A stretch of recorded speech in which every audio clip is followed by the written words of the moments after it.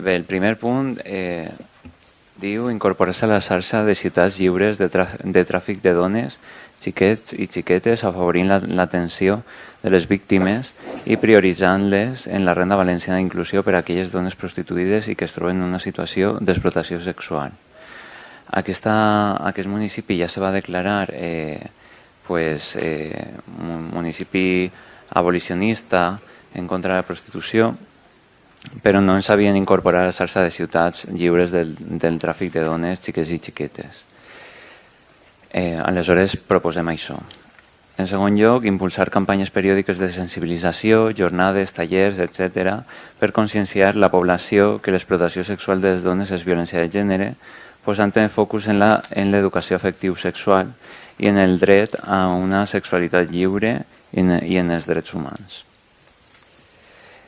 En tercer lloc, l'Ajuntament proveirà de fons per a serveis socials integrats que siguin dirigits per a dones en situació de prostitució i que desitgen abandonar-la,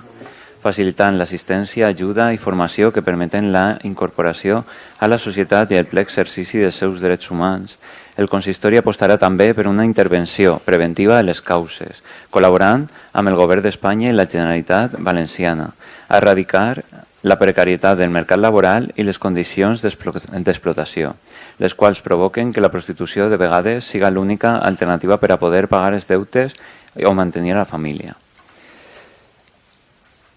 En quart lloc, apostar per una intervenció preventiva de les causes de la prostitució, col·laborant amb les administracions públiques a erradicar la precarietat del mercat laboral i les condicions d'explotació que en elles viuen, amb especial atenció en les i els més joves, per trencar amb la cadena de normalització d'aquest consum que atenta contra els drets de les dones. Prestar atenció a les víctimes d'explotació sexual i contra el tràfic d'éssers humans amb fins d'explotació sexual, des d'una perspectiva feminista i dels drets humans i, per tant, desvinculada de la persecució i lluita policial contra màfies i proxenetes. En sisè lloc, s'insta al govern espanyol una sèrie de mesures, com promoure un pacte d'estat per la igualtat de gènere, incorporar al pacte per l'educació i la salut sexual, que promoga una educació sexual integral en tota la societat, derogació de la llei actual d'estrangeria, acabar i tancar els CIEs i altres tipus de propostes. També s'insta al govern valencià a seguir desenvolupant altres programes, com el programa ALBA, de la Vicepresidència i Conselleria d'Igualtat i Polítiques Inclusives, seguir desenvolupant les prestacions socials per a inclusió social a les dones que decidisquen abandonar la prostitució, seguir desenvolupant alternatives itineraris en el programa de formació i inserció per a les dones víctimes de violència de gènere o de trànsit i explotació sexual amb compromís de contractació, com el cas de la Lana, que té el servei Labora, i altres tipus de propostes, no? I totes elles traslladar-les al Ministeri d'Igualtat, al Govern Valencià i al Congrés i al Senat. Crec que s'han presentat unes esmenes. Sí. Li ho hem comunicat al Partit Socialista perquè ha presentat unes esmenes que, bàsicament que les anaven a acceptar, tot i no compartir algunes de les valoracions que se feia en l'escrit, però en ànim d'arribar a un punt en comú i que se sumen a aquesta moció, hem dit d'acceptar totes les esmenes que se fa, exceptuant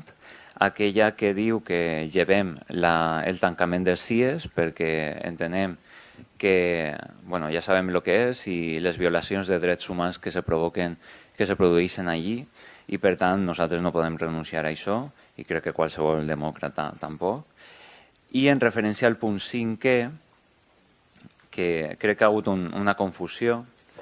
perquè el punt 5è d'alguna manera el que està traslladant és que el que es demana és que hi hagi una atenció a les víctimes d'explotació sexual més enllà de només aquella vinculada a la persecució i lluita policial contra les màfies i proxenetes.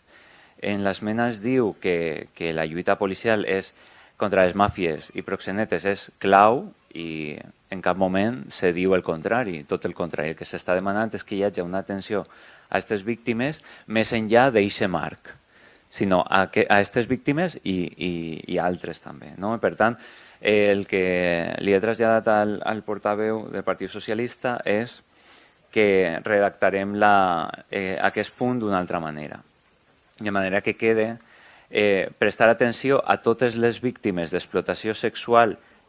i el tràfic d'éssers humans amb fins d'explotació sexual des d'una perspectiva feminista i de drets humans. Ja està. Val? Llevem el contra, perquè hi ha una mala redacció d'inici nostra, i llevem l'última frase per a que almenys quede clar i sumem prestar atenció a totes les víctimes, perquè quede clar.